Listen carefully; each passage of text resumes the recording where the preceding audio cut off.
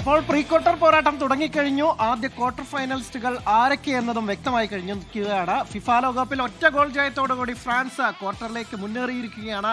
70-ാം മിനിറ്റിൽ Kylian Mbappe നേടിയ ആ ഗോളിനാണ് അവർ വിജയിച്ച് കയറിയത്. കളിയും കയ്യാങ്കളിയും ഒക്കെയായി ഒരു വലിയ വിരസമായ മത്സരം എന്ന് വേണമെങ്കിൽ പറയേണ്ടിയിരിക്കുന്നു.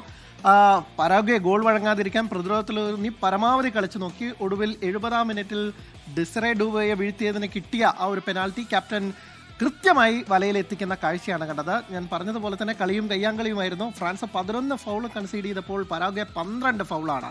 ഫ്രാൻസിന് 3 യെല്ലോ കാർഡ് കിട്ടിയപ്പോൾ പരാഗ്വയ്ക്ക് ഒരു യെല്ലോ കാർഡ് പോലും കിട്ടിയില്ല. അതിപ്പോൾ വിവാദമായിരിക്കുകയാണ്.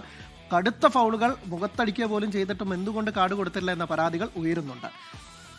അതിനിടെ ഗോൾഡൻ ബൂട്ട് റേസിൽ മുന്നിലെത്തിയിരിക്കുകയാണ് വീണ്ടും കിലിയൻ എംബാപ്പെ. എംബാപ്പയുടെ ഗോൾ നേട്ടം 7 മാറിയിരിക്കുന്നു. മെസ്സിക്കും 7 തന്നെയാണ്. പക്ഷേ 2 അസിസ്റ്റ് കിലിയൻ എംബാപ്പയ്ക്കുണ്ട്. അതുകൊണ്ട് കൂടിയാണ് ഇപ്പോൾ കിലിയൻ എംബാപ്പെ 1-ാം സ്ഥാനത്ത് നിൽക്കുന്നത്. ലിയോണൽ മെസ്സി അദ്ദേഹത്തിനും 7 ഗോളാണുള്ളത്.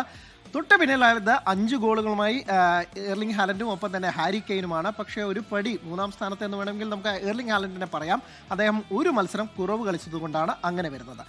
ഇനി എംബാപ്പെ വിടാതെ പിടിക്കുകയാണ് ലിയോണൽ മെസ്സിയെ. അത് ലോകകപ്പിന്റെ ചരിത്രത്തിലെ എക്കാലത്തെ മികച്ച ഗോൾ വേട്ടക്കാരൻ എന്ന ആ പട്ടികയിലും മെസ്സിക്ക് കനത്ത വെല്ലുവിളിയുമായുണ്ട്. കഴിഞ്ഞ മത്സരത്തിലാണ് 20 ഗോൾ നേടുന്ന ആദ്യ താരമായി ലിയോണൽ മെസ്സി മാറിയത്. ഇപ്പോൾ എംബാപ്പെ 19 ഗോളുമായി തൊട്ട് പിന്നിലെത്തിയിരിക്കുന്നുണ്ട്. എംബാപ്പെ ഈ ലോകകപ്പിൽ തന്നെ മെസ്സിയെ മറികടക്കുമോ അതോ അടുത്ത ലോകകപ്പ് വരെ കാത്തിരിക്കുമോ മെസ്സിയുടെ കുതിപ്പാണോ എന്നൊക്കെ തന്നെ ഇനി കണ്ടറിയേണ്ടതുണ്ട്. അതേസമയം മറ്റൊരു ക്വാർട്ടർ ഫൈനലിസ്റ്റുകൾ അതാരാണെന്നും കൂടി വ്യക്തമായിരിക്കുകയാണ്. മിന്നും ജയത്തോടുകൂടി മൊറോക്കോയും ക്വാർട്ടറിലെത്തിയിരിക്കുകയാണ്. ആതിഥേയ രാജ്യങ്ങളിലൊന്നായ കാനഡയെ ഇതില്ലാത്ത 3 ഗോളിന് തോൽപ്പിച്ചാണ് മൊറോക്കോ അവസാന 8ലേക്ക് മുന്നേറിയിരിക്കുന്നത്. അസദിൻ ഔനാഹി ഇരട്ട ഗോൾ നേടിയപ്പോൾ സൂഫിയാൻ റഹീമിയാണ് 3-ാം ഗോൾ നേടിയത്. തുടർച്ചയായ 2 ലോകകപ്പുകളിൽ ക്വാർട്ടർ ഫൈനലുകളിലേക്ക് മുന്നേറുന്ന ആദ്യ ആഫ്രോ അറേബ്യൻ രാജ്യം അല്ലെങ്കിൽ ആഫ്രിക്കൻ കൺട്രി എന്നുള്ള റെക്കോർഡ് കൂടിയാണ് ഇപ്പോൾ മൊറോക്കോ സ്വന്തമാക്കിയിരിക്കുന്നത്. ഈ പറഞ്ഞതുപോലെ ഇനി ഫ്രാൻസ് മൊറോക്കോ പോരാട്ടമാണ് ക്വാർട്ടറിൽ കാത്തിരിക്കുന്നത്. ആ മത്സരം ഇങ്ങനെയാണ്. ജൂലൈ 10 പുലർച്ചെ 1:30 ആ മത്സരം ഉണ്ടാവുക.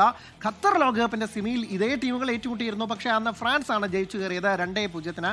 തിയോ ഹെർണാണ്ടസിന്റെയും കോളോ മൂവാനിയുടെയും ഗോളുകളിലാണ് അന്ന് ഫ്രാൻസ് ജയിച്ചത്. അപ്പോൾ കണക്ക് തീർക്കാൻ മൊറോക്കോയും ചരിത്രം ആവർത്തിക്കാൻ ജയം തുടരാൻ ഫ്രാൻസും എത്തുമ്പോൾ ഒരു ഉശിരൻ പോരാട്ടം തന്നെ ജൂലൈ 10 ആ പുലർച്ചെ നമുക്ക് കാണാനാവും.